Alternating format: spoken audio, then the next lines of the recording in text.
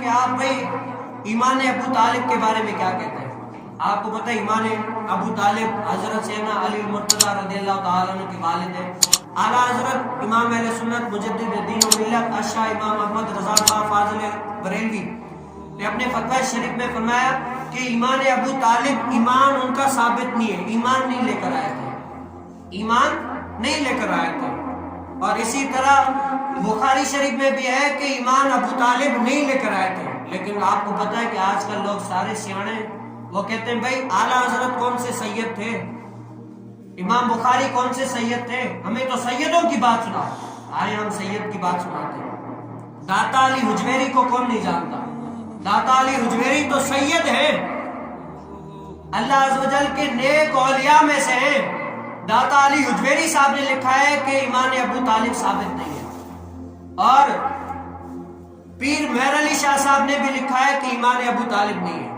یہ ہو گئی، پھر بھی نہیں ابو طالب نے حضور علیہ السلام کی خدمت کی تھی، اسی لیے جو ہے نا ان کا ایمان ثابت ہے۔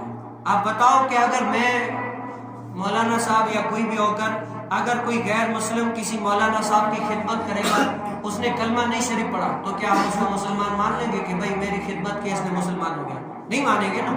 اور اسی طرح اگر یہی زاویہ ہے کہ بھائی حضور علیہ السلام کی خدمت کی ہے کہ ہم اس کو مومن مسلمان مان لیں، تو بتاؤ فرعون نے تو حضرت موسیٰ علیہ السلام کی چھوٹے تھے، چھوٹا کر کے بڑا پالا ان کو، تو فرعون کو بھی مسلمان ماننا پڑے گا۔ کیوں؟ جب فرعون نے خواب دیکھا کہ میری سلطنت کو کوئی کاٹنے والا ہے، گر جائے گی، تو نجومیوں سے اس کی تعبیر پوچھی، نجومیوں نے کہا کہ کوئی ایک ایسا بچہ پیدا ہوگا جو تمہاری بادشاہت کو گرا دے گا۔ پھر لکھا ہے کہ فرعون نے 70,000 بچوں کی پوری جو ہے نا سر کاٹ دیا، 70,000 پر۔ لیکن اللہ کا کرنی دیکھیں کہ جو بچہ اس نے سر کٹا رہے تھے، لیکن جو بچہ ان کی پوری سلطنت گرانے والا تھا، اللہ تعالیٰ نے ان کو پالا پوسا بھی حضرت سیدنا آسیہ رضی اللہ تعالیٰ نے، اور فرعون کی گھر والی نے، یعنی فرعون کے گھر میں ہی انہوں نے پرورش پائی۔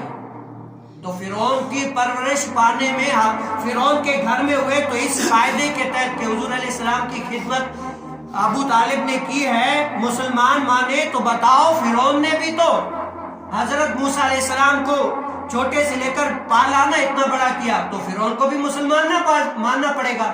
کون ہے ایسا جو فرعون کو مسلمان مانے؟ کوئی بھی نہیں مان سکتا۔